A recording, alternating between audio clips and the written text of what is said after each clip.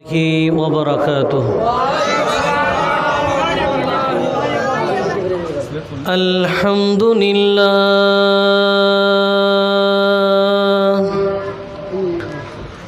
الحمد لله رب العالمين والصلاة والسلام على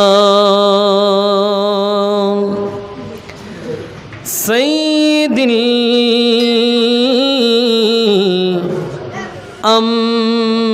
الأنبياء والمرسلين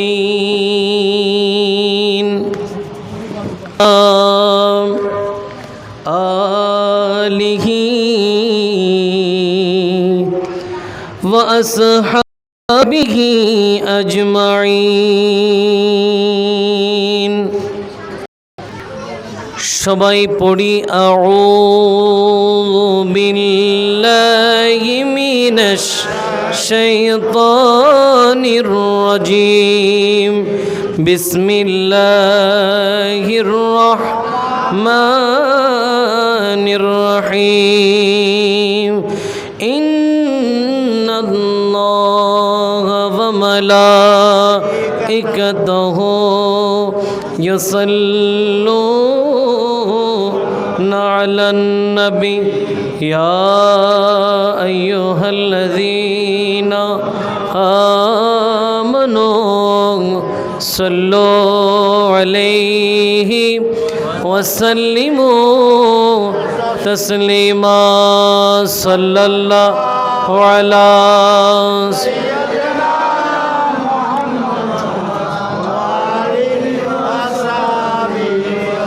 আর একটু মোহাব্বতের আওয়াজে আল্লাহুম্মা সাল্লি মাওলানা মুহাম্মদ ওয়া আলা আলি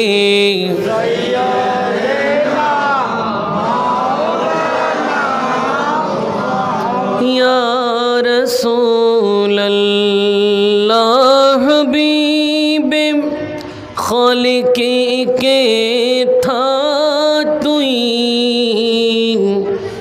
बरगोज़ीदा ज़ुल जलाले पाक बेहम था तुई अल्लाहुम्मा सल्ले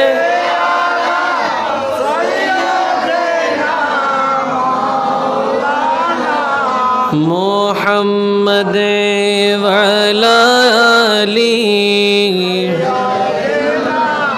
मौलाना सलातु या रसूल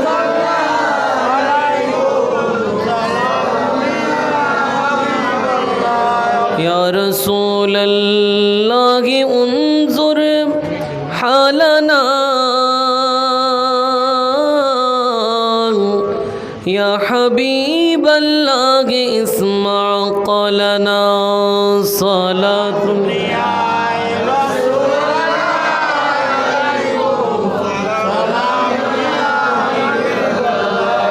बिस्मिल्लाहिर रहमानिर रहीम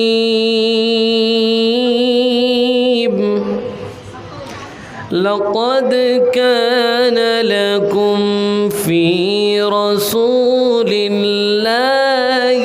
उस्वतुन हसनह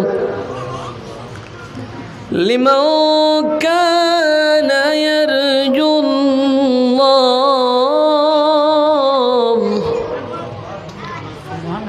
लिमन कान यरजुल्लाह वल यौमल आखिर सदक़ल्लाहुल अज़ीम वसदक़ रसूलुहुन नबियुल हबीबुल करीम ونحن على ذلك من الشاهدين والشاكرين والحمد لله رب العالمين. وقال رسول الله صلى الله تعالى عليه وسلم من اقتدى بي فهو مني وما رغب عن سنتي فليس مني أو كما قال أفضل الصلاة والسلام. আমি হৃদয় থেকে নবীজিকে ভালোবেসেছি, আমি হৃদয় থেকে নবীজিকে ভালোবেসেছি, আমি হৃদয় থেকে ভালোবেসেছি. আমার মনের ঘরে নবীর নূরের, মনের ঘরে নবীর নূরের আলো জ্বেলেছি, আমি হৃদয় থেকে নবীজিকে ভালোবেসেছি, আমি হৃদয় থেকে নবীজিকে ভালোবেসেছি. হ্যাঁ, কোরআনেতে আল্লাহ বলে, কোরআনেতে আল্লাহ বলে আমার কাছে আসতে হলে, কোরআনেতে আল্লাহ বলে আমার কাছে আসতে হলে এসো আগে নবীর দলে, এসো আগে নবীর দলে বলে দিয়েছি, আমি হৃদয় থেকে নবীজিকে ভালোবেসেছি, হে আমি হৃদয় থেকে নবীজিকে ভালোবেসেছি, আমি হৃদয় থেকে নবীজিকে ভালোবেসেছি. আমার মনের ঘরে নবীর নূরের, মনের ঘরে নবীর নূরের আলো জ্বেলেছি, আমি হৃদয় থেকে নবীজিকে ভালোবেসেছি, আমি হৃদয় থেকে নবীজিকে ভালোবেসেছি. আহা মা বাবা সন্তান সম্পত্তি সবার আগে নবীর প্রীতি, মা বাবা সন্তান সম্পত্তি সবার আগে নবীর প্রীতি, প্রাণের চেয়ে প্রিয় অতি, প্রাণের চেয়ে প্রিয় অতি তাকে জেনেছি, আমি হৃদয় থেকে নবীজিকে ভালোবেসেছি, আমি হৃদয় থেকে নবীজিকে ভালোবেসেছি, আমি হৃদয় থেকে নবীজিকে ভালোবেসেছি. দয়াল নবীর প্রেম ছাড়া মুমিন হতে চায় যারা, দয়াল নবীর প্রেম ছাড়া মুমিন হতে চায় যারা, মুনাফিকের দলে তাদের, মুনাফিকের দলে তাদের নাম দেখেছি, আমি হৃদয় থেকে নবীজিকে ভালোবেসেছি, আমি হৃদয় থেকে নবীজিকে ভালোবেসেছি, আমি হৃদয় থেকে নবীজিকে ভালোবেসেছি. আমার মনের ঘরে নবীর নূরের, মনের ঘরে নবীর নূরের আলো জ্বেলেছি, আমি হৃদয় থেকে নবীজিকে ভালোবেসেছি, আমি হৃদয় থেকে নবীজিকে ভালোবেসেছি, আমি হৃদয় থেকে নবীজিকে ভালোবেসেছি. আর একটু উচ্চ আওয়াজে বলেন না মারহাবা, আর একটু মোহব্বত নিয়ে বলেন মারহাবা. এবার একটু বলেন সুবহানাল্লাহ, এবার বলেন আলহামদুলিল্লাহ, আল্লাহু আকবার, আরেকটা বার সুবহানাল্লাহ, আলহামদুলিল্লাহ, আল্লাহু আকবার, সুবহানাল্লাহ, আলহামদুলিল্লাহ, আল্লাহু আকবার. প্রশংসা আদায় করছি মহান রব্বুল আলামিনের আলিশান দরবারে, যে মহান রব্বুল আলামিন করোনার কঠিন মহামারীতেও আমাদেরকে সুস্থ রেখেছেন। আমরা দেখেছি কত বাবা তার সন্তান হারিয়েছেন, কত সন্তান তার মা হারিয়েছেন, কিন্তু আল্লাহ আমাদেরকে এত ভালো রেখেছেন, শুধু ভালো রেখেছেন তা নয়, ভালো রেখে আবার আল্লাহকে ডাকার ব্যবস্থা করে দিয়েছেন। তা না হলে এই যে এই এলাকাটার নামটা কি ছিল, এই জায়গাটা নিমতলা, এই জায়গা থেকে শুধু মানুষ এগুলো একটু বলেন, এগুলো ছাড়া মানুষ না। আচ্ছা, আমরা যখন কোথাও রিলিফ দেয় শুনি, রিলিফ দেয় না কিছু নেয়ামত খজিনা আর কি, কম দামে কিছু জিনিসপত্র সরকারে মানুষের জন্য ফ্রিতে বিভিন্ন সময় দেয় কিনা, বিভিন্ন জিনিস মানে মানুষের একটু সহযোগিতা, এগুলোর জন্য নির্দিষ্ট কিছু লিস্ট আছে না, আছে তো নাকি? এই লিস্টগুলো যারা দায়িত্বশীল তাদের কাছে আসে, সবাই কি পায় না? সবাইকে রিলিফ পায় নাকি? সবাই পায় না, নির্দিষ্ট কিছু মানুষ যাদের নামে বাজেট এসেছে, যাদের জন্য বাজেট আসে নাই, তারা তো আর রিলিফ পাবে না। স্লিপ না থাকলে কি আপনি রিলিফ পাবেন? আচ্ছা, যদি এই রিলিফ অনেক সময় দেখা যায় যে সুষম বন্টন হয় না, যাদের পাওয়া দরকার অনেক সময় এই ধরনের মানুষও বাদ পড়ে যায় না, তখন তার মনে কি থাকে? আফসোস থাকে। কি থাকে? আহা, আমি এত কষ্টে আছি, আমি যদি ওখান থেকে 3 কেজি চাল, 2 কেজি পেঁয়াজ, 1 কেজি ডাল পেতাম, আমার জন্য ভালো হতো, ঠিক না? একটু আফসোস করে, আহা আমি যদি পেতাম, ঠিক কি না? ওই আফসোসওয়ালার যেই অবস্থা, তার চেয়ে বেশি আফসোস করবে তারা যারা আজকে এই মাহফিল শুনতেছে কিন্তু মাহফিলে বসার সুযোগ পাচ্ছে না। এই আফসোস কোন দিন করবে জানেন? যেদিন কিয়ামতের ময়দানে হাহাকার অবস্থা হবে, ইয়া নফসি করবেন, তখন চারিদিকে আপনি একটা আমলের জন্য দৌড়াদৌড়ি করবেন, একটা আমল যদি পেতাম, আমাকে একটু দেন না, একটু দেন না, যাই দিতে পারেন একটু দেন না। সবাই তো আপন আপন সময় ইয়া নফসি করবে।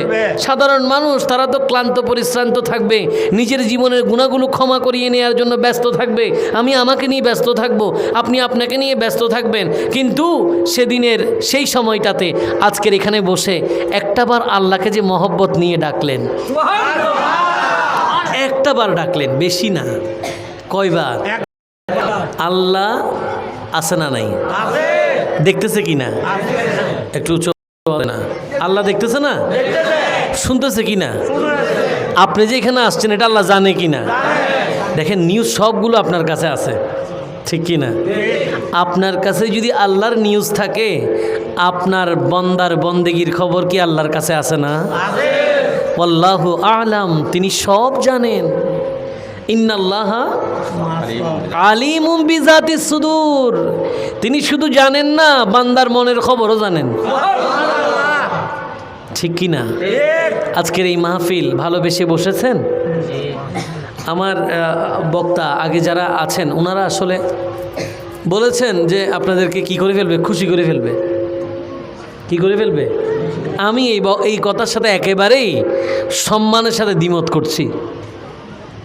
আমি তো আপনাদেরকে খুশি করতে আসি নাই, আমার আকীদাটা আগে আপনাকে বুঝতে হবে। আমি আপনাদেরকে খুশি করতে, আমি খুশি করতে আসছি সুবহানাল্লাহ বলবেন। আমার খুশি কোথায়? কারণ এগুলো আমার জন্য এক একটা অ্যাসেট। আমার অ্যাসেট কি বলবো, মানে আমার লাভটা কি মাহফিলে এসে? আপনারা মনে করেন যে শুধুমাত্র হাদিয়াই লাভ, না, ভুল। হাদিয়া তো মহব্বতে যা দেয়, না দিলেও কি হবে? না দিলেও কি কিছু হবে? এগুলো তো ওনারা আমাদেরকে এমন আন্তরিকতা ভালোবাসা দেখাই বলে, তা না হলে তো এই কাজগুলো আমাদের ফ্রি করার কথা। কাজ কি করার কথা? কাজ তো আমাদের। আমি মাদ্রাসায় পড়েছি কোরআন হাদিসের দাওয়াত দেওয়ার জন্য, এটা তো আমারই কাজ। তো আমার কাজে ওরা পাল্লারও সহযোগিতা করতেছে, সুন্দর একটা সোফা সেট বসাইছে, সুবহানাল্লাহ, একটু উঁচু আওয়াজে। এটা তাদের এহসান আমার উপরে করেছে। আমাকে আবার মাইক দিছে, এটা তাদের এহসান যে আপনার কাজ আমরা সহযোগিতা করতেছি। আমার নামে আবার লিফলেটও দিছে, ও উনি আসবেন, মানুষ জানেন, আসছে বসছে, এগুলো সব কাজ কার? আমার। কিন্তু ওনারা আমার কাজগুলো শেষ করে আমাকে শুধু কিছু বলার জন্য সুযোগ দিছে। এই যে যারা এই কাজগুলো করেছে, আল্লাহ তাদেরকে কবুল আর মঞ্জুর করুক। আরো চিৎকার দিয়ে বলেন। আমি বলছিলাম যারা আফসোস করতেছে তাদের কথা, তারা সেদিন আফসোস আফসোস করবে যে একবার আল্লাহকে তো ডাকতে পারলাম না। আজকে যদি একটাবার আল্লাহকে ডাকার একটা আমলনামা যদি যুক্ত হতো, মনে হয় এই যাত্রায় বেঁচে যেতাম। মনে হয় তখন ওই কিয়ামতওয়ালার ওর কাছে আফসোস করবে সে, মনে হয় বেঁচে যাইতাম, কারণ একটা মাত্র সোয়াব। সুবহানাল্লাহ বললেই তো 70,000 নেকি আল্লাহ এমনি দেয়। সুবহানাল্লাহ ওয়া বিহামদিহি সুবহানাল্লাহিল আযীম এগুলো করলে এমনিতে জীবনের গুনাহ মাফ। সুবহানাল্লাহ সুবহানাল্লাহ। আস্তাগফিরুল্লাহ, আলহামদুলিল্লাহ, আল্লাহু আকবার, এগুলো এমন জিকির একেবারে ছোট, জিকির একেবারে ছোট, কিন্তু এগুলোতে আপনি অলি হয়ে যাবেন। রিক্সাওয়ালা ভাই অলি নাই? আছে না নাই? কিন্তু বড় এসিওয়ালা সাহেব অলি নাই, যেরকম আছে না নাই? অনেক রিক্সাওয়ালাও দেখবেন আল্লাহর অলি, কিন্তু সেও জানে না। সেই যে হাত তুললে দোয়া কবুল হয় সেও। এই জন্য আমরা মাঝে মাঝে দোয়ার সময় কি বলি, আল্লাহ এই মাহফিলে যারা আছে, যার হাত আপনার পছন্দ হয়েছে, যাকে আপনি ভালোবেসেছেন, যাকে আপনি কবুল করেছেন, তার হাতের ওসিলায় আমাদের সকলের জীবনের গুনাহ ক্ষমা করে দিন। ঠিক কিনা? তো এই জন্য আমরা যারা আসতে পেরেছি, আমার বিশ্বাস আরও অনেকেই আসবেন। তো তারা আসলে আপনারা খুশি না বেজার? তারা যদি আসে আপনারাও সওয়াব পাবেন। কখন জানেন? যখন আপনাদের আওয়াজ তাদের পর্যন্ত পৌঁছাবে। তাহলে আপনাদেরকে একটু উঁচু আওয়াজে বলতে হবে আলহামদুলিল্লাহ। এই আওয়াজ যদি তারা বুঝতে পারে, তারা বলবে আমরা তো আর বাসায় থাকার সুযোগ নাই, এখানে তো আল্লাহর জাকিরিনদের সুযোগ হয়ে গেছে, এখানে তো দুরুদে মুস্তাফা পড়ছে ওরা, আমি কেন আর বাসায় বসে থাকবো? আজকের মাত্র একটা রাত যেমন দামি, যার নামে মাহফিল হচ্ছে তিনি তত দামি, যার মাজারে বসে আছি তিনিও দামি। আমরা কত সৌভাগ্যবান, ঠিক কি না? আমরা তো কারো বাড়ির আঙ্গিনাই করতেছি না, আমরা কারো বাড়ির আঙ্গিনাই করতেছি না, কারো RSBS খতিয়ানওয়ালা জায়গার মধ্যে আমরা করতেছি না। আমরা স্বয়ং আল্লাহর মকবুল বান্দা হযরত লতিফ শাহর মাজার প্রাঙ্গণে বসে আমরা মাহফিল করছি। খুশি না বেজার? তাহলে একটু সে আল্লাহর দরবারে, যে আল্লাহ আপনাকে বসার সুযোগ দিয়েছেন, সে আল্লাহর দরবারে শুকরিয়া আদায় করে পড়ি আলহামদুলিল্লাহ। আর একটু মহব্বতে লক্ষ কোটি দুরুদ আর সালাম জানাই তাজেদারে নবুয়ত, শামে রিসালাত, মা'দানে হিদায়াত, নূরে মুজাসসাম, নূরিল ওয়ারাম, শামসিদ দুহা, বদরিদ দুজা, সদরিল উলা, নূরিল হুদা, কাহফিল ওয়ারাম, জনাবে আকা মুহাম্মাদুর রাসূলুল্লাহ সাল্লাল্লাহু তাআলা আলাইহি ওয়াসাল্লামার নূরানি কুদুমে আকদাসে অসংখ্যবার দুরুদ আর সালামের হাদিয়া পেশ করার পাশাপাশি লা ইলাহা ইল্লাল্লাহর দরবারে আরেকটি বার শুকরিয়া আদায় করতে চাই যে আল্লাহ কোরআনে নিজের ব্যাপারে আয়াত নাজিল করলেন আলহামদুলিল্লাহি রব্বিল আলামিন, আর হাবিবের ব্যাপারে বলছেন হাবিবুল্লাহর ব্যাপারে আয়াত নাজিল করলেন ওয়ামা আরসালনাকা ইল্লা রাহমাতাল লিল আলামিন, মানে আলামিনের জাহানের রব আল্লাহ, এই আলামিনের রহমত নবী। সুবহানাল্লাহ। সেই নবীর উম্মত হয়ে আমরা খুশি না বেজার? এই জন্য আল্লাহর দরবারে আরেকটি বার শুকরিয়া আদায় করে বলি আলহামদুলিল্লাহ। সেই সাথে আপনারা যারা কষ্ট করে আজকে এই মাহফিলে আসলেন, যে কতক্ষণ আমরা থাকবো, খুব বেশি একটা কথা বলার অভ্যাস আমারও আসলে নাই। আমি দু চারটা কথা বলবো, এগুলো বোঝার জন্য বলা, শেখার জন্য বলা। এক একটা মাহফিল এক একটা ক্লাস। সুবহানাল্লাহ বলে। মাহফিলগুলো শুধুমাত্র নাতে মোস্তাফা দিয়ে সাজিয়ে আমরা আমাদের ঈমান যদি পরিবর্তন না করি, আমাদের আকীদা যদি পরিবর্তন না হয়, তাহলে এই ধরনের মাহফিল কোনো কাজে আসবে না। আমি এই জন্য একটা গুরুত্বপূর্ণ একটা বিষয় নিয়ে কথা বলতে চাই। আল্লাহ পাক আমাদেরকে শেষ পর্যন্ত থাকার তৌফিক দান করুক। সবাই বলি আমিন, আর উচ্চ আওয়াজে বলি আমিন। আজকের এই মাহফিলে সভাপতিত্ব করছেন ঐতিহ্যবাহী হযরত আব্দুল লতিফ শাহ রহমতুল্লাহ আলাইহি মাজার পরিচালনা পরিষদের অত্যন্ত সম্মানিত সভাপতি, আমাদের সকলের স্নেহের, সকলের প্রিয় ব্যক্তিত্ব জনাব মোহাম্মদ মেরাজ ভাই। আজকের এই মাহফিলে আমার আগে যিনি বক্তব্য রাখলেন শায়ের আহলে সুন্নাহ হযরত মাওলানা মোহাম্মদ সেলিম রেজা আল কাদরি সাহেব কিবলা মুদ্দাজিল্লাহুল আলী। আমার পাশে আমাদের অত্যন্ত প্রাণপ্রিয় মুরব্বী জনাব নজরুল ইসলাম সাহেব বসে আছেন মাওলানা সাহেব, আরও গুরুত্বপূর্ণ আছেন। যাই হোক, আল্লাহ পাক আজকের এই মাহফিলে আমাকে কিছু বলার, বিশেষ করে আজকের এই মাহফিলে উপস্থিত আছেন আমাদের মুরব্বী জনাব মোহাম্মদ আলী সওদাগর, উনিও বসে আছেন, অত্যন্ত আন্তরিক মানুষ। হায়াত দান করুক, সবাই বলি আমিন। এদের ওসিলায় আমাদের জীবনে গুনাহ আল্লাহ ক্ষমা করে দিক, সবাই বলি আমিন। আমরা কি, কেউ যদি জিজ্ঞেস করে আমরা কি, তার উপর একটা শূন্যস্থান দিল, আপনি কি বলবেন? যদি বলি আমরা কি বলবেন? গুনাহগার বলবে একজনে। আপনারা কি বলবেন? বলেন না, একটা একটা বলেন শুনি। আমরা কি, তারপর শূন্যস্থান দিলাম, তো কি হবে? আমরা কি বাংলাদেশি? আমরা কি ভাগ্যবান? আমরা কি মুসলমান নাকি? একটা বললে সব মিলে যাবে, মুসলমান বলে সবাই মিলে যায়, সবাই তো আর আশেকের রসুল না, মুসলমান বললে সবাই আর আমরা কমন নি, অঙ্কে মাঝে মাঝে কমন নাই কিনা, মাঝখানে একটা যোগ চিহ্ন থাকে, এই পাশে কিছু সংখ্যা এই পাশে কিছু সংখ্যা, ঠিক না? এগুলোর মধ্যে আবার কমন যায়। যেমন ধরেন প্রথম সংখ্যা যেটা, এটা হচ্ছে 4। ছাত্ররা খেয়াল করবেন, আপনাদেরও একটু দরকার আছে আমার। প্রথম সংখ্যা যেটা, এটা হচ্ছে কি? পরের সংখ্যা যেটা, এটা হচ্ছে 8। বলেন তো কত কমন নিতে হবে এখানে? 4 কমন নিতে হবে। 4ও কমন নেওয়া যাবে, আরেকটা কমন নেওয়া যায়, সেটা কি? 2। 2 4ও তো যাবে, 8ও যাবে, ঠিক কি না? তা আমি কমনে নিচ্ছি, কারণ আশেকের রসুল বললে আমরা অনেক সময়, এখন তো আশেকের রসুল শুধু ব্যানারে, কাজে তো নাই, মুখে একটা, জবানে অন্তর আর একটা, আফসোসের ব্যাপার, ঠিক কি না? এই জন্য আমরা সবাই মুসলমান। আমরা সবাই কি? সবাই একটু বলে আমরা কি? এখানে আওয়াজ গুজু কিল্লাই খন নজাত শব্দ হন্য কবুল করি ফেলা সুবহানাল্লাহ। কথা ঠিক আছে না? আওয়াজ করো, আমরা কি? সবাই বলেন। আচ্ছা, মুসলমান হওয়ার জন্য আমাদের প্রাথমিক যে ছিল সেটা হচ্ছে ধর্ম গ্রহণ করা। কি গ্রহণ করা? আমি কথাগুলো স্টেপ বাই স্টেপ বলে যাই, আপনি শুধু মনোযোগ দিয়ে শুনবেন। আমি মাঝখানে একটু একটু জিজ্ঞেস করবো, শুধু বলবেন। যারা ছোট বাচ্চারা আছে ওদের দিকে একটু খেয়াল রাখবেন, ওরা যেন আওয়াজ না করে, তা না হলে আপনাদের কথা বুঝতে কষ্ট হবে। আমরা কি? সবাই বলি। আমার পেছনে ভাইয়েরা শুনতেছেন? আমরা কি? মুসলমান। মুসলমান হওয়ার জন্য আগে আমাদেরকে ইসলাম ধর্ম গ্রহণ করতে, ইসলাম ধর্ম আমরা গ্রহণ করার একটা ম্যানিফেস্ট আছে, একটা সিস্টেম আছে। আপনি এমনিতে ইসলাম ধর্ম গ্রহণ করতে, ধরেন আমার একটা অমুসলিম বন্ধু বলল, আচ্ছা দোস্ত ভালো লাগতেছে না, আগামীকাল 12টার পর থেকে আমি তোর সাথে মুসলমান হয়ে গেলাম। তারপর থেকে সে জোহরের নামাজ পড়তেছে, হবে? আসরের নামাজ পড়তেছে, হবে? আজীবন রোজা রাখলে হবে? কেন? কেন এই কথাটা? কেন কলমা পড়ে নাই? কথাটা আপনাদের থেকে আসলে আরো বেশি বুঝবেন। কি পড়ে নাই? কালেমা পড়ে নাই। কালেমা পড়ে নাই। তাহলে কালেমা পড়লে, ইমান আনলে তারপরে ইসলামে অংশগ্রহণ করতে পারবে। এরপরে নামাজ পড়লে নামাজ হবে, এরপরে রোজা রাখলে রোজা। কথাটা ঠিক আছে তো? আচ্ছা, এবার কালেমা যে আমরা পড়ি, বেসিক কালেমায়ে তৈয়বা পড়ানো হয়, কালেমায়ে শাহাদাতও বেশি করে পড়ানো হয়।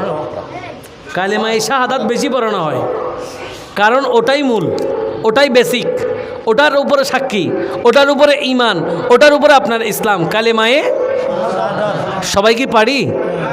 আজকের এই মাহফিলটা সাক্ষী হয়ে যাক, সবাই একসাথে আমরা একটু কালেমায়ে শাহাদাত পড়ি, ঠিক আছে? মুখে মুখে বিসমিল্লাহির রহমানির রহিম, আশহাদু আল্লা ইলাহা ইল্লাল্লাহু ওয়াহদাহু লা শারীকা লাহু ওয়া আশহাদু আন্না মুহাম্মাদান আবদুহু ওয়া রাসূলুহু। উচ্চ আওয়াজে বলেন সুবহান। কালেমায়ে শাহাদাতের মধ্যে আমরা কি পড়ি? ইমান আনার জন্য, ইসলামে প্রবেশ করার জন্য, নামাজ আদায় করার জন্য, রোজা রাখার জন্য, হজ করার জন্য, যাকাত দেওয়ার জন্য, ইসলামের বিধি বিধান মানার জন্য আমরা কালেমায়ে শাহাদাত পড়ি। আমরা মুসলিমদেরকে কালেমায়ে শাহাদাত পড়ে ধর্মে গ্রহণ করতে আমরা দেখি, ধর্মে অংশগ্রহণ করতে আমরা দেখি। তাহলে ওই কালেমায়ে শাহাদাতের মধ্যে আমরা কি পড়ি? আশহাদু, আমি সাক্ষ্য দিচ্ছি। কে দিচ্ছে? সবাই একটু বলবেন। আশহাদু, আমি সাক্ষ্য দিচ্ছি, আল্লাহ ইলাহা ইল্লাল্লাহ, আল্লাহ ছাড়া আর কোনো ইলা নাই। আল্লাহ ছাড়া আর কোনো ইলা নাই ওয়াহদাহু লা শারীকা লা, তিনি এক, তার কোনো শরীক নাই। তার কোনো শরীক নাই সাক্ষ্য দিলেন কে? আমি আমি সাক্ষ্য দিছে কে? আমি আপনি দিলেন। আল্লাহ ছাড়া কোনো ইলা দিল কে এখন সাক্ষী?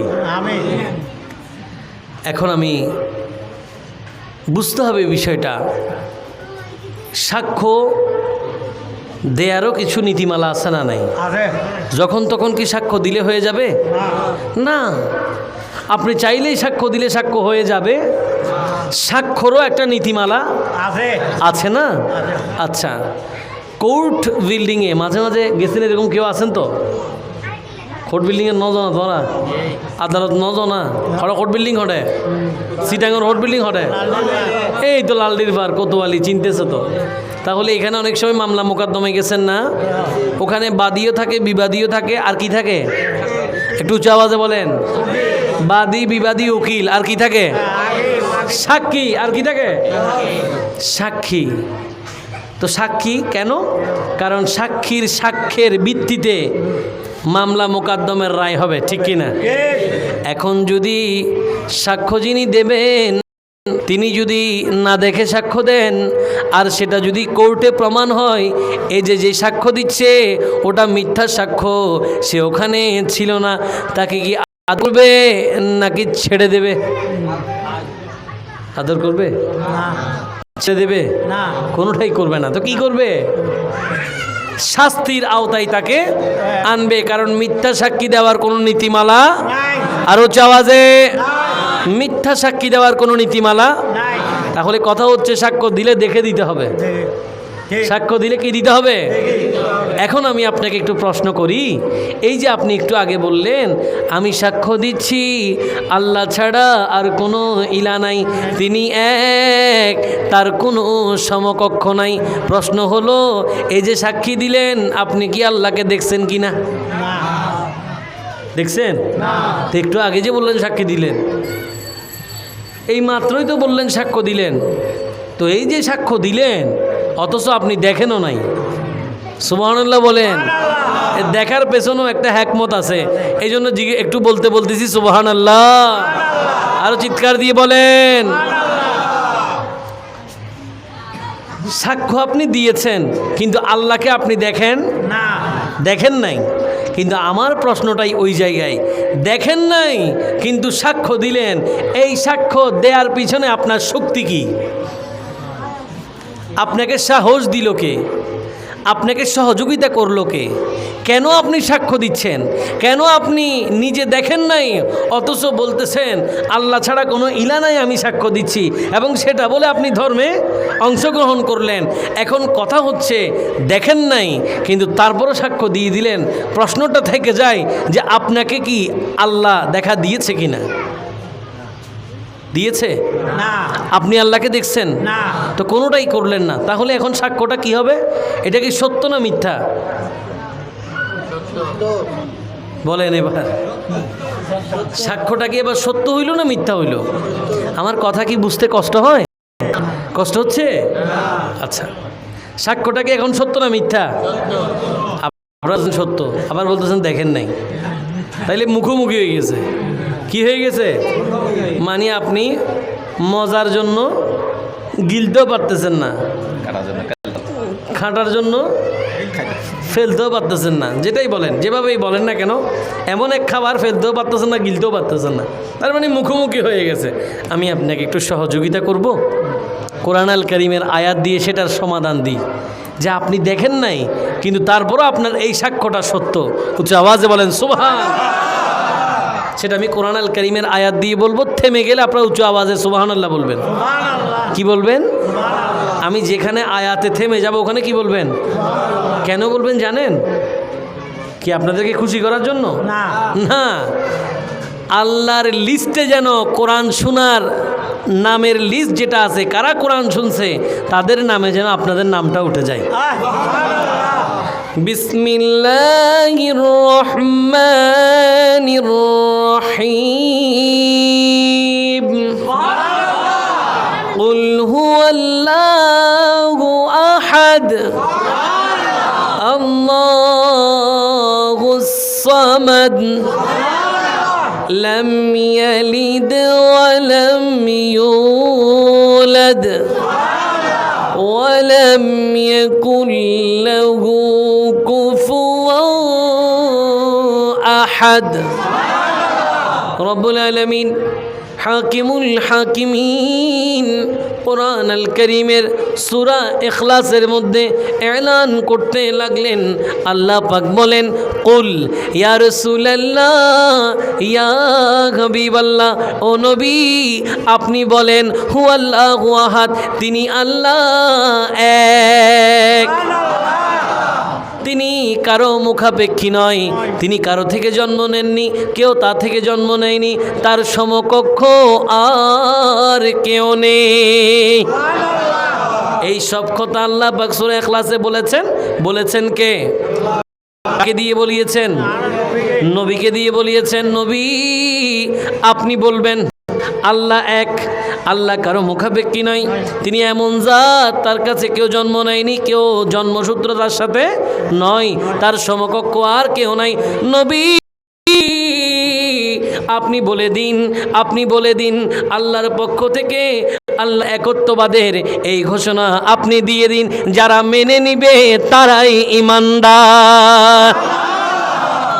নবী যখন ইসলামের আদিম যুগে প্রচারের সূচনা লগ্নে উঁচু পাহাড়ের মধ্যে উঠে মক্কাবাসীকে ডাক দিয়ে বলল, ও মক্কাবাসী, আমি যদি তোমাদেরকে বলি উঁচু পাহাড়ের ওই পার থেকে কিছু মানুষ তোমাদেরকে আঘাত করতে আসছে, তোমরা কি বিশ্বাস করবে কিনা? মক্কাবাসী সবাই বলল, নবীরে, তখন তো নবী নবুয়ত প্রকাশ করে নাই, তিনি তো মোহাম্মদ নামে পরিচিত ছিল, আল আমিন বিশ্বাসী নামে পরিচিত ছিল। সবাই বলছে আপনি তো আল আমিন, অবশ্যই অবশ্যই আপনি যাই বলবেন আমরা তাই বিশ্বাস করব, যা বলবেন তা বিশ্বাস করব। সুতরাং আপনি আল আমিন, আপনার কথা অবিশ্বাসযোগ্য। এবার এলান করতে লাগলেন। নবী বললেন, ঠিক আছে, তাহলে যদি তাই হয় তোমাদেরকে আজ থেকে ঘোষণা দিই, তোমাদেরকে এমন এক ঘোষণা দিব যেটা তোমাদের ঈমানের সাথে সম্পর্ক। তোমরা যে গাছ পূজা করো, বাঁশ পূজা করো, মূর্তি পূজা করো, পাতের পূজা করো, এগুলোর কোনো ভিত্তি নাই। এক আল্লাহর প্রতি ঈমান আনো এবং সেই আল্লাহর পক্ষ থেকে আমি প্রেরিত রাসূল। গ্রুপ তখন দুইটা হয়ে গেছে। এতক্ষণ যারা বলছে আমরা আপনার কথা বিশ্বাস করব, তাদের মধ্যে এখন গ্রুপ দুইটা। একটা নবীর কথা মেনে নিয়ে ঈমানদার হয়েছে, একটা না মেনে, নবীকে না মেনে, আল্লাহর কথা না মেনে বেঈমান হয়ে গেছে। এখন প্রশ্ন হলো, সেদিন ঈমানের সূচনা লগ্নে ইসলামের প্রচার কেন্দ্রে নবী যখন কালেমায়ে তাওহীদের দাওয়াত দিচ্ছেন, আল্লাহর একত্ববাদের দাওয়াত দিচ্ছেন, নবীর রিসালাতের দাওয়াত দিচ্ছেন, সেদিন মানুষরা যে দুই গ্রুপে ভাগ হয়ে গেছে, তারা কার জন্য ভাগ হলো? নবীর জন্য। আমার কথাটা কি বুঝতেছেন? ভাগ হয়েছে এই যে, যেমন ধরেন নবী কথাটা বলল, কেউ মেনে নিয়েছে তারা ঈমানদার, কেউ মানে নেয় তারা বেঈমান। এখন কথা হইল, এই যে তারা মানলো না বা মেনেছে কার জন্য? আল্লাহকে তো এরা কেউ দেখে নাই, ঘোষণা দিয়েছে কে? নবী ঘোষণা দিয়েছে। তাহলে মানলে আগে কাকে মানতে হবে? যারা সেদিন নবীকে মেনেছে তারাই ঈমানদার হয়েছে। আর একটু উঁচু আওয়াজে, আমার কথাটা কি ক্লিয়ার? কি এই কথাগুলো না বুঝলে সামনে কথাটা বুঝবেন না। তাকে বুঝতে হবে, ঈমানটাকে আপনাকে মজবুত করতে হবে, ভেতরের জায়গাটা, কলবটাকে আপনাকে পরিষ্কার করতে হবে। খালি নামাজ পড়লেই যে আপনি জান্নাতে চলে যাবেন, বিষয়টা কিন্তু এরকম না। এরকম অসংখ্য মুনাফিক জাহান্নামে যাবে, সাবধান। বড় খালি হজ যদি 20 বার করে জান্নাতে চলে যাবে নাকি? না। শুধু ওযুর হইলে কি জান্নাতে চলে যাবে নাকি? না, এটা এত সোজা না। শুধু আলেম সুন্দর সুন্দর কথা বলতে পারে, তাই বলে যদি মনে করেন যে, আপনারা যদি মনে করেন আমি জান্নাতি, তাহলে তো ভুল হবে। ওই কাজ, ওই কর্ম আমারও তো থাকতে হবে, ওই আমল তো আমারও থাকতে হবে, নাকি থাকতে হবে না? নাকি আমার জন্য লাগবে না? টিকিট ফ্রি, এমনি চলে যাব না। আমার প্রশ্ন হচ্ছে, উঁচু পাহাড়ে দাঁড়িয়ে নবী যখন ঘোষণা দিলেন, দুইটা গ্রুপ হয়ে গেল, একটা নবীর কথা মেনেছে আর একটা মানে নাই। ওরা বেসিক্যালি কাকে মেনেছে কাকে মানে নাই, এটাই হচ্ছে আমার প্রশ্ন। কাকে মেনেছে সেদিন? নবীকে। আর হতাই তারা হাবাইদান করিব, হতাই তারা আজও নবুঝের। আমি আরও ভেঙে ভেঙে বলি, তাইলে এলে এলে গোড়া দিন সময় লাগবে হতা হইতে না। এটা তো ব্যাক আঞ্চলিক মানুষ নয়, তারা সিটেঙ্গে মানুষ কম দেখির। ব্যাকিং কি সিটেঙ্গে নাকি মিক্স আপ না? আপনারা মিক্স না? হ্যাঁ, এটাই বলছিলাম। এই জন্য আমি একেবারে শুদ্ধ বলার চেষ্টা করছি। আপনারা আমার কথা বুঝতেছেন না মনে হয়। ইংলিশে বলবো নাইলে? ইংলিশে বললে মনে আলো ভালো বুঝবেন না, নাকি আরবিতে বলবো? এগুলো একদমই বুঝবেন না। তাহলে মোটামুটি আমার ভাই তো ফুল কনফিউজড। এবার তো অস্ট্রেলিয়ান ভাষাও, তারপর বুঝুন না। হ্যাঁ না, বুঝলেন না? আর ভাই চিন্তা করার হতে কিরে হুজুর ইংলিশ বাংলা অস্ট্রেলিয়া ব্যাগ হওয়ার ঘটনা কি? না, এই ধরনের কোনো বিষয় নাই। আমি চাচ্ছিলাম বিষয়টা আপনাদের থেকে বোঝানোর জন্য। শুধু যদি ওয়াজ করে চলে যায়, এতে কোনো আমার ফায়দা হবে না, এতে কোনো লাভ। একটা বিষয় যদি আপনি বুঝতে পারেন, তাহলে এটা অনেক দিন পর্যন্ত আপনার কাজে আসবে। এই যে মানুষ, এটা এই ঘটনাটা কেন বলি, সেটা একটা পেছনে কারণ আছে। আচ্ছা, মানুষ যখন প্রাণ চলে যাচ্ছে, মানে ফরান যেতে সাকরাত যেতে চলে, এলে মানুষ দেখুন না তোমরা। একটা মানুষ যখন প্রাণ যাচ্ছে, এরকম কখনো দেখছেন? পাশের মানুষরা বলে যে তোমরা একটু সূরা ইয়াসিন পড়ো, কালিমা পড়ো, একটু পানি খাওয়াবো, এরকম বলে না? দেখছেন প্রাণ যাইতে? হ্যাঁ, প্রাণ যাইতে দেখছেন? আচ্ছা, মানে রু যাইতে দেখছেন তো? এই সময় যদি 1000 বারও আপনি বলেন, ওর কপালে যদি কালেমা না থাকে পড়তে পারবে না?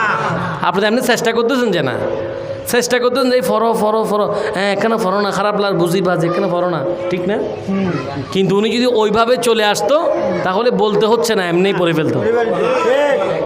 যারা অনেকেই আছে এমনিতে পড়ে ফেলে কালেমা, হতে যে জোর জোর আল্লাহর নাম লর কেন, ওর কপালে আছে সেটা, ওর কপালে আছে সেটা, এই জন্য পড়তে পারতেছে। তা না হলে কপালে না থাকলে পড়তে পারবে না। আমি আপনাকে সেদিনের জন্য আজকের এই দিনের কথা বুঝাচ্ছি। আজকের এই কথাগুলো যদি বুঝে যান, ঈমান যদি মজবুত হয়ে যায়, মৃত্যুর বিছানায় কলেমা নসিব হবে। দরকার আছে না নাই? এই সময় কোনো হুজুর আর কাজে আসবে না। এই সময় আপনার আমল নামায় আপনাকে ডেকে নেবে। আল্লাহ পাক সেদিন আমাদেরকে মৃত্যুর সাকরাতের কঠিন বিছানায় আমাদের সবাইকে মুক্তি দান করুক। সবাই বলি সালাতুনিয়া।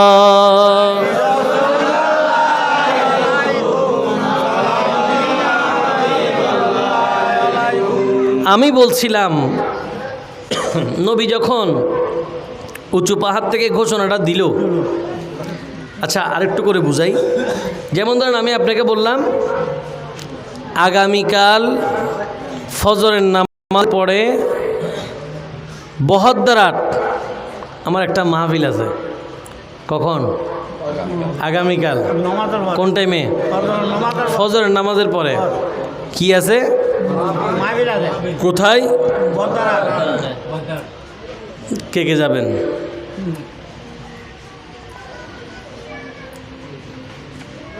কেউ যাবেন না? কেউ একজন যাবে। কয়জন যাবে? এরা কেউ যাবে? একে তো ফজরের নামাজ, ইতারা হয়তো ফজর হয়তো বুঝি আত্মমনত নাই। আর ফজর নামে বক্তব্য আছে দিবি না, এখন মনত করে দিলে পারলাম, ওয়াক্ত তো হয়তো সার্গো পারলাম। আল্লাহ আমাদেরকে ফজর নামাজ পড়ার তৌফিক দান করি সবাই বলে আমি। বলছিলাম একজনে যাবে আর কেউ যাবে না। আচ্ছা, এ কি শুধু আমার ওয়াজ শুনতে যাবে? যে এ ওয়াজের সাথে তার সম্পর্ক কার সাথে? আপনার সাথে। আরে আমারে ভালো না বাসলে কি মাহফিলে যাবে? আমার কথাটা কি রাখবে? না। কিন্তু আপনারা আমাকে ওইভাবে চিনেন না, বা আমার সাথে আপনাদের ওই সম্পর্ক নাই, যার কারণে আপনি ওখানে পর্যন্ত যাবেন। এই ধরনের কোনো ঘটনা ঘটে নাই। আমি যদি বলতাম বহদ্দারাট না বলে, আমি যদি এখানে কাছে বলতাম গফর আলী শতক জামে মসজিদের মধ্যে কালকে ফজর নামাজের পর একটা মাহফিল আছে, আপনারা আসবেন, এখানে হয়তো আরও 3-4-5 জন বাড়বে। স্থানকাল পাত্র বেঁধে কিছু মানুষ বাড়তে পারে। কিন্তু কথা হচ্ছে, বুঝাতে চাচ্ছিলাম, মাহফিলের জন্য আপনারা যাবেন না, আপনারা যাবেন কার জন্য? আমার জন্য। কারণ আপনারা আমাকে ভালোবাসেন, ঠিক কিনা? আচ্ছা, একই ঘটনা, ওই সেদিনের সেই ঘটনা। আল্লাহর নবী রাহমাতুল্লিল আলামিন বললেন, তোমরা যে এই যে পাথর পূজা করতেছো এগুলোর কোনো ভিত্তি নাই, এগুলো বাদ দাও, এক আল্লাহকে বিশ্বাস করো, এক আল্লাহকে বিশ্বাস করো, আমি তার প্রেরিত রসুল, এটা বিশ্বাস করো, এটা ঈমান আনো। সুবহানাল্লাহ। সেদিন যারা মেনেছে তারা মেনেছে কাকে? ভালোবাসছে কাকে? আল্লাহকে তো ওরাও দেখে নাই, না দেখেন কিন্তু বলতেছে কে? নবী। ঘোষণা দিল কে? নবী। তো আগে কাকে মানতে হবে? নবীকে আমার কথা কনসেপ্ট ক্লিয়ার আছে? আমার পেছনে কথা বুঝতেছেন আমার? আমি যদি ভুল বলি হাত তুলে আমাকে বুঝাই দিবেন, আমি শিখতে রাজি আছি, কারণ আমি এখনও শিখতেছি, আমার কোনো অসুবিধা নেই। আমার কথার ব্যাপারে কেউ দ্বিমত আছেন? না সেদিনের বেসিক্যালি আসলে মানছে কাকে? নবীকে মানছে। আমি কথাগুলো বারবার বলার পেছনে কারণ হচ্ছে বিষয়টা আপনার বুঝে নেওয়া। মেনেছে কাকে? নবীকে। আল্লাহ কারো ঘরে এসে দিনের দাওয়াত দেয়? নাই দিয়েছেন কে? নবী এই পর্যন্ত ঠিক আছে তো? ঠিক আছে কথা? কেউ পাগল বলেছে, কেউ নবীকে জাদুকর বলেছে, কেউ হত্যার পরিকল্পনা করেছে, কেউ পথে কাটা বিছিয়েছে, সব করেছে কাকে? নবীকে এরা কি আল্লাহকে করছে? না এদের সমস্যা কার সাথে? নবীর সাথে। এজন্য নবীর পথে কাটা দিছে। Concept clear?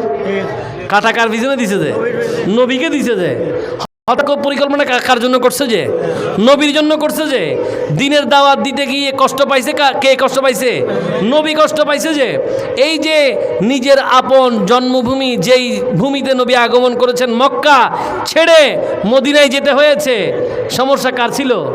নবীর। কারণ তারা নবীকে কষ্ট দিয়েছে বলে মক্কা ছেড়ে নবী মদিনায় গেছে, ঠিক কি না? এই সব সমস্যা কার সাথে? তাহলে আল্লাহর সাথে কোনো সমস্যা কারো কোনোদিন কারো ছিল না। আল্লাহর সাথে কখনো কারো কোনোদিন সমস্যা ছিল না। আরে ফেরাউন সেও আল্লাহকে মানত। ফেরাউন মুসা ইসলামের জমানার ঘটনা। ফেরাউন আল্লাহকে মানত। সে দিনের একটা প্রহরে, রাত্রিবেলা 24 ঘন্টা যে কোনো একটা প্রহরে গিয়ে গুহার মধ্যে ঢুকে আল্লাহ তারে ফরিয়াদ করতো, আল্লাহ আমি তো তাদেরকে বলতেছি আমি তাদের খোদা, কিন্তু তুমি তো জানো তুমি আমার খোদা। সুবহানাল্লাহ। আল্লাহ আমি তাদেরকে বলতেছি তারা আমার বান্দা, আমি তাদের প্রভু, কিন্তু তুমি তো জানো তুমি আমার প্রভু, কিন্তু তুমি আমাকে এদের হাতে লজ্জিত করিও না। মানে আমি যেন প্রভুত্ব টিকাইতে পারি, আমাকে তুমি সহযোগিতা করো। এটা বাণীকার ফেরাউনের। তো একদিন ফেরাউন যখন এরকম গুহা থেকে এবাদত করে বের হচ্ছে, এই তো গুহার মধ্যে আল্লাহকে মানে, গুহা থেকে বের আল্লাহকে আর মানে না, সে নিজেই আল্লাহ, এটা দাবি করেছে। একদিন গুহা থেকে যখন বের হলো, জিজ্ঞেস করতেছে, এই সময় আল্লাহর ফেরেশতা জিবরিল আমিন তশরিফ এনেছে। সুবহান। জিবরিল আমিন একটা মানুষের সুরত ধরে বললেন, বাদশাহ, মানে ফেরাউনকে বলছে, আপনি তো বাদশাহ, আমি আপনার এই জনপদের দেশের একজন নাগরিক, আমি আপনার কাছে আসছি, কেউ যদি তার প্রভুর সাথে নাফরমানি করে, কেউ যদি তার প্রভুকে না মানে, তাকে কি করতে হবে? বলছে তাকে সমুদ্রের পানিতে ডুবিয়ে মারতে হবে। সমুদ্রের পানিতে কি করতে হবে? আমাদের এখানে একটা সাইন দিয়ে দেন, এখানে একটা দস্তখত দিয়ে দেন। ফেরাউন তো মনে করছে ফেরাউনের কথা বলছে, সাইন নিয়ে নিছে। ঘটনা ঘটছে কিনা আর একটু আওয়াজে বলেন। ফেরাউনের মৃত্যু কোথায় হয়েছে? সমুদ্রে ডুবে। কেন? মুসা ইসলামকে হত্যা করার জন্য যখন পিছনে পিছনে পিছনে পিছনে গিয়ে পরিকল্পনা করতে লাগলেন, মুসা আলাইহিস সালাম যখন সমুদ্রের পাশে আসলেন, লা ইলাহা ডাক দিলেন, ও আমার মুসা, ও মুসা কলিমুল্লাহ, হাতে যেটা লাঠি আছে ওটা তো মাঝে মাঝে নিক্ষেপ করলে সাপ হয়ে যায়, আজকে একটু পানিতে নিক্ষেপ করো। সমুদ্রের পানিতে নিক্ষেপ করার দেরি হয়েছে, রাস্তা হইতে দেরি হয় নাই। মুসা কলিমুল্লাহ পার হয়ে গেছেন, এর মধ্যে ফেরাউনও চলে আসছে, রাস্তা দেখছে, সেও পিছনে যেতে যেতে যেতে মাঝপথে গিয়ে দেখে রাস্তা আর নাই, ক্লোজড, ওখানেই তার শেষ। আমার কথা বুঝাতে পারছি? আল্লাহকে নিয়ে কখনো কারো কোনো সমস্যা, সমস্যাটা বেসিক্যালি কার সাথে? নবীর সাথে সমস্যা। এই ব্যাপারে কখনো কারো কোনো সন্দেহ? আবু জেহেল আসছে, ইয়া রাসূলুল্লাহ, ইয়া হাবিবাল্লাহ, তারা তো আর ইয়া রাসূলুল্লাহ ডাকতো না, আমরা আমাদের বোঝানোর জন্য বলতেছি, ওরা ওদের মতো করে ডাকতো। ইয়া রাসূলুল্লাহ, ইয়া হাবিবাল্লাহ, আমরা আপনাকে মানব, কাকে মানবে?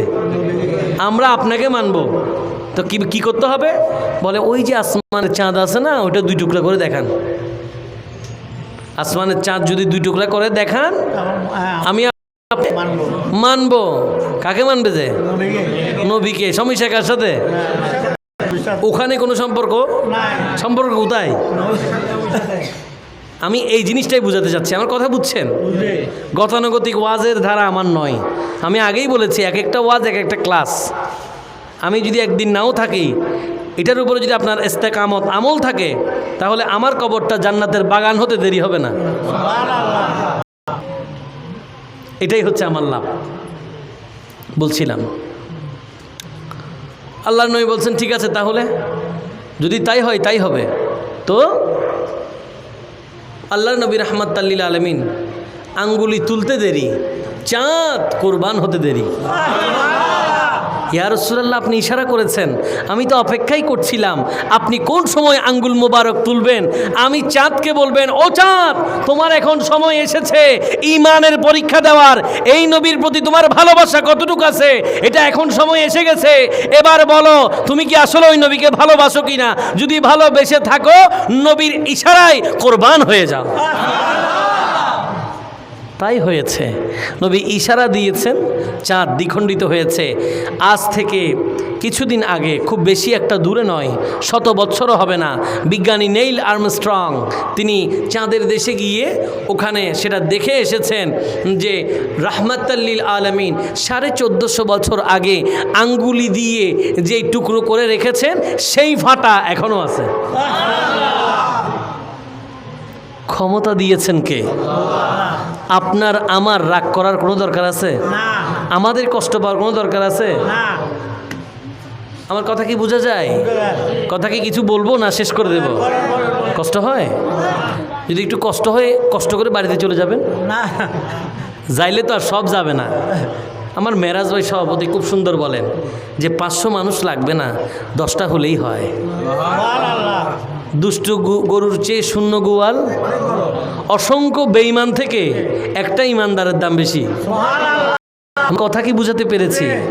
এই জন্য আল্লাহ পাক আমাদের ঈমানকে হেফাজত করুক।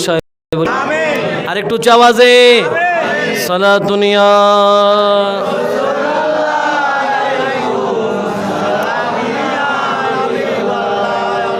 আমি বলছিলাম ঈমানের বিষয়ে সমস্যা ছিল নবীর সাথে। আমরা যে কালেমায়ে শাহাদাতে আশহাদু আল্লা ইলাহা ইল্লাল্লাহু ওয়াহদাহু লা শারীকা লা, আমি সাক্ষ্য দিচ্ছি আল্লাহ ছাড়া কোনো ইলাহ নাই, আল্লাহ ছাড়া কোনো ইলাহ নাই, তিনি এক অদ্বিতীয়, তার কোনো সমকক্ষ নাই।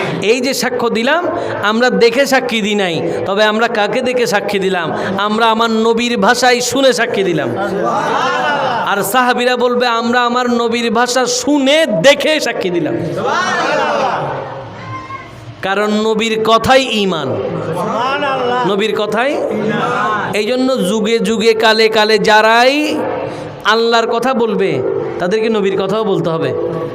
কেন? সূরা ইখলাসের মধ্যে কুল, হে রাসূল আপনি বলুন। কি বলবেন? আল্লাহর কথা, আল্লাহ এক অদ্বিতীয়, এসব কথা। তার মানে আল্লাহ নামের স্লোগান দিতে গেলে নবীর নামের স্লোগান এমনিতেই চলে আসে। কারণ আপনি তো সূরা ইখলাস থেকে কুল শব্দ আর বাদ দিতে পারবেন না। নাকি তারাবির মধ্যে কুল শব্দ যদি বাদ যায়, আবার নামাজ পড়তে হবে কিনা? নাকি কুল ছাড়া নামাজ পড়ে দিলে হয়ে যাবে? কুল মানে কি? হে হাবিব আপনি বলেন। তারা যেন তৌহিদের ঘোষণা আপনি নবীর দরবার থেকে পায়, যেন ভবিষ্যতে কেউ মুনাফিকি না করে, যেন নবীতে এই কথা বলে নাই। কেউ যেন কোনোদিন আপনি নবীর নামটাকে নারায়ে তাকবীরের সাথ থেকে জুদা করতে না পারে। নারায়ে তাকবীরের পরে যেন নারায়ে রিসালাতটা জীবন্ত থাকে। ও নবী, সূরা ইখলাস এটার বড় স্টেটমেন্ট। সূরা ইখলাস স্টেটমেন্ট, আরগুলো বাদ। এই ছাড়া তো আরও অসংখ্য আয়াত আছে, যেগুলো আমার কাছে এখানে নোট আছে, অনেক আয়াত আছে। কয়টা নেবেন আপনি? আল্লাহ পাক নবীর সাথে কতগুলো নাম। আল্লাহকে মানো, নবীকে মানো, আল্লাহর প্রতি ঈমান আনো, নবীর প্রতি ঈমান আনো। তোমরা আল্লাহ এবং আল্লাহ রসুলকে কষ্ট দিও না। তোমরা আল্লাহ এবং আল্লাহ রসুলকে কষ্ট দিলে তোমরা অভিসম্পাত হবে, অভিশপ্ত হবে তোমাদের জীবন, তোমাদের আমল নামা নষ্ট হবে, তোমরাও বুঝতে পারবে না। এগুলো সবগুলো কোরআনে আয়াতের অনুবাদ বললাম। আল্লাহ পাক এনেছেন, আমি ওদিকে যাচ্ছি না। আমি বলছিলাম কোরআন আল কারীমের মধ্যে কুল শব্দ, এই কুলটাই অনেক গুরুত্বপূর্ণ কথা। এটাই স্টেটমেন্ট যে আল্লাহর একত্ববাদের শানে তৌহিদের যত আলোচনা এসেছে সবগুলো নবীর দরবার থেকে। সুবহানাল্লাহ। এবার আমার কথা হচ্ছে, আমি যদি আল্লাহ নামের আলোচনা করতে গিয়ে যেখান থেকে আলোচনা এসেছে ওখানটাকেই বাদ দিয়ে দিই, এটা কি ইমানদারি হবে না বেঈমানি হবে? বেঈমানি হবে। বুঝে বলবেন, ইমানদারি না বেঈমানি? বেঈমানি। যার দরবার থেকে পাইলাম তাকেই বাদ দিয়ে নিজেই আবার কি করলাম? এখন হয়তো টেন্ডার এখন আই লই দি আর তুলল হবে না, মুনাফিক। দরবার যেখান থেকে আসছে ওখান থেকে আপনাকে নিতে হবে। আল্লাহর নবীও জায়গা ওইটা খালি রাখে নাই। নবী বুখারী শরীফের কিতাবুল ইলম পারাওয়াইজ হিসাব করলে 3 নম্বর পারাতে এই হাদিসটা আছে। আল্লাহর নবী বলছেন যে আমার আল্লাহ আমাকে নিয়ামত দেয়, সুবহানাল্লাহ। আমার আল্লাহ আমাকে নিয়ামত, ও দেয়। আর আমি নবী তা বন্টন করি। সুবহানাল্লাহ। তার মানে নেয়ামতের জন্য তোমরা আবার অন্য দিক দিয়ে চেষ্টা করিও না। চেষ্টা করলে আমি নবীকে চেষ্টা করো, আমাকে রাজি করো, আমি তোমাকে আল্লাহর দেওয়া নেয়ামত থেকে তোমাকেও দেব। সুবহানাল্লাহ। নবী বলছেন আনা কাসিম ওয়াল্লাহু ইউতি, আমার আল্লাহ দেয় আর আমি নবী বন্টন করি। সুবহানাল্লাহ। এজন্য ইমামে আলা হযরত ইমাম ইশকে ওয়াল মোহাব্বত তিনি লিখলেন লা ওয়া রাব্বিল अर्श जिसको जो मिला उनसे मिला, बटती है कौनैन में नेमते रसूलुल्लाह की, बटती है कौनैन में नेमते रसूलुल्लाह की। सलातुनिया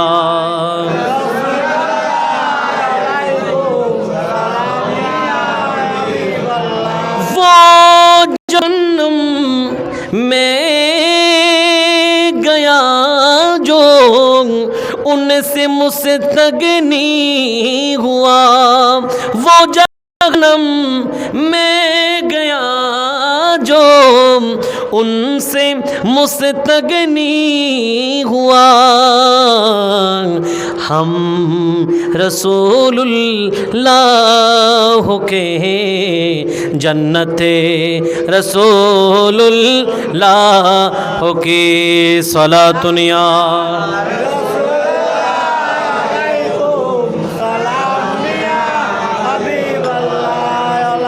বলছিলাম নিয়ামত নবীর দরবার থেকে আমরা পাই। সুবহানাল্লাহ। এটা আপনার অস্বীকার করার সুযোগ। এটা নিয়ে যদি আপনার মধ্যে খারাপ লাগে, বেঈমান, কোনো কথা নাই, কথা একটাই, এটা হলে এটা হবে বেঈমানি, এটা হবে নাফরমানি। আল্লাহ পাক ওনার বন্ধুকে নিয়ামত দিবে না কি দিবে? তোমার কি? তুমি মিয়া 1450 বছর পর আসি একটা সাধারণ 3rd ক্লাস উম্মত, আপনি কি মনে করেন আমরা অনেক কিছু? আরে দেখবেন কিয়ামতের ময়দানে আমাদের অবস্থা কি হয়। কি বলেন এগুলো? মসজিদের মিম্বর পায়ে যদি মুখে যা আসে তাই বলেন, তাহলে তার হলো না নাকি? আর একটা মসজিদের খতিবার কী বা হবে? আমরা একটা মসজিদের খতিবার তার কি হবে? শাহজালাল ইয়ামানির সামনে আমরা কি? শাহপরান ইয়ামানির সামনে আমরা কি? খাজাগান খাজা গরিবুল্লাহর সামনে আমরা কি? গরিবে নেওয়াজের সামনে আমরা কি? দাতা গঞ্জে শকর লাহোরের সামনে আমরা কি? নিজামুদ্দিন আউলিয়ার সামনে আমরা কি? ওইদিকে তো গেলামই না, শুধু নিজের কথা বলতেছি। এদের ত্যাগ, ওদের কোরবানি, সিলেটের শেখ বুরহানুদ্দিন সামনে আমরা কি? আমরা এগুলো কি করি? আমরা মসজিদ একটা পাইলে যা খুশি তাই বলি, এটা একটা কথা হইল? ইনসাফ করে কথা বলতে হবে। কোরআন হাদিসে যা আছে ওটার বিবরণ সঠিকভাবে মানুষকে তুলে ধরতে হবে, না হলে হবে কাটতে হবে, বড় হবে কাটতে হবে, এখানে কাটবে না। নবী বলছেন মেরাজে গেলাম, এমন বক্তা দেখলাম যারা ইনসাফ করে নাই। বক্তা কি করে নাই? ইনসাফ কোটা আছে সেটা হুবহু বলে নাই, বলছে আরেক রকম, আবার বললে আমলও করে নাই। বলছে ঠিক কিন্তু আমল করে নাই, অথবা মুখে বলছে অন্তরে নাই। নাই। সেই জন্য আমি আপনাদেরকে বলি যে আমাদেরকে দেখে শুধু জান্নাতি মনে করলে হবে না। হ্যাঁ, ইজ্জতের কথা আল্লাহ নবী বলছেন আলেমরা নবীর এলমের ওয়ারিস। সুবহানাল্লাহ বলে এলমের ওয়ারিস সম্মান করবেন। আল্লাহ পাক কোরআন আল কারীমে বলেছেন হাল ইয়াস্তাবিল্লাযীনা ইয়ালামুনা ওয়াল্লাযীনা লা ইয়ালামুন, যারা আলেম না তারা কি এক সমান? না, তারা এক সমান না। নবী বলছেন ফদ্দুল আলেম আলাল আবেদ কাফাদ্দিল কামার আলা সাইরিল কাওয়াকিব।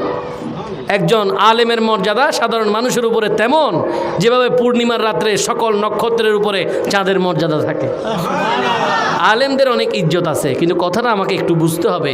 আমি যেমন তেমন করে কথা সাজিয়ে দিলে হবে না। আমাদের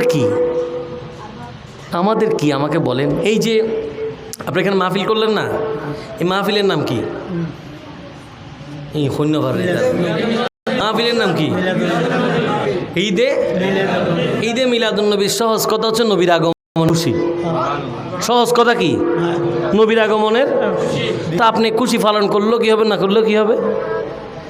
আপনার মতো হাজার উম্মত ন করলেও কি, লাখ উম্মত করলেও কি হবে, না করলেও হবে? নবীর কি সম্মান কি একটু কমবে? তা আমরা তো মনে করি অনেক কিছু। আল্লাহ পাক কোরআন শরীফে বলতেছে কিসের সম্মান বাড়াচ্ছ, কোথায় কমাচ্ছ? তুমি কে? ওয়ারাফা'না লাকা যিকরাক। ও নবী, আপনার তাজিম, আপনার সম্মান আল্লাহ পাক স্বয়ং বুলন্দ করে দিয়েছেন। জিবরিল আমিন বললেন ইয়া রাসূলুল্লাহ, আল্লাহ পাক আপনাকে অনেক সম্মান দান করেছেন, কিন্তু এখন ওয়ারাফা'না লাকা যিকরাক বলছেন। আপনার তাজিম নাকি আল্লাহ আরও বুলন্দ করেছেন, সমুন্নত করেছেন। এই সম্মান কি সম্মান? কতটুকু পর্যন্ত আপনার সম্মান বাড়িয়েছেন? নবী বলছেন যিনি বাড়িয়েছেন তিনিই জানেন। নবী বলতেছে কি? তিনি বাড়িয়েছেন, তিনি জানেন। তখন জিবরিল আমিন বলছেন আল্লাহ আমাকে বলেছেন এটা বলার জন্য ইজা যুকিরতু যুকিরতা মাই, বন্ধুরে যেখানে আল্লাহ ওখানে তুমি হাবিবুল্লাহর কথাও হবে। এখন আপনি যতই চালাকি করেন না কেন, আজান থেকে নবীর নাম বাদ দিতে পারবেন? তা আপনি এখানে কি ওয়াজ করতেছেন? আপনি হুজুর, আপনাকে আমরা আব্দুল লতিফ শাহ মাজারে দাওয়াত দিছি, আপনি ওয়াজ করলেও কি, না করলেও কি, করলেও কি হবে? নবীর বিরুদ্ধে কথা বললে কোনো লাভ হবে না। হ্যাঁ, একটা ক্ষতি হবে, সবচেয়ে বড় ক্ষতি, আপনার আমল নামার কিরামান কাতিবিন, ঠিক আছে না? এগুলি কখন কাজ করবে জানেন? যখন শোয়াই দিবে কবরে। কেয়ামত ন, কেয়ামত তো বহুত দূরে, খবরের কথা। আহা সুবহানাল্লাহ। যখন আপনি কবরে শোয়াই দিবে, আহা আমার কথা বুঝতে কষ্ট হয়, খারাপ লাগতেছে। যখন কবরে শোয়াই দেবে, বুখারী মুসলিম বলছে কবরে প্রশ্ন হবে একটা। বুখারী মুসলিম বলছে কবরে প্রশ্ন হবে, তবে সেহাসিত্তার হাদিস আমার এখানে একটা আছে সুনানে নাসাই সহ, যে বাকিগুলো যে চারটা সহ সেহাসিত্তা আছে, এই চারটার মধ্যে প্রশ্ন আছে কয়টা? 3টা। আপনারা সবাই জানেন। প্রথম প্রশ্ন মান ওয়ামা, তারপরে মা তাতাকুলু ফি হাক্কি হাজার রজুল।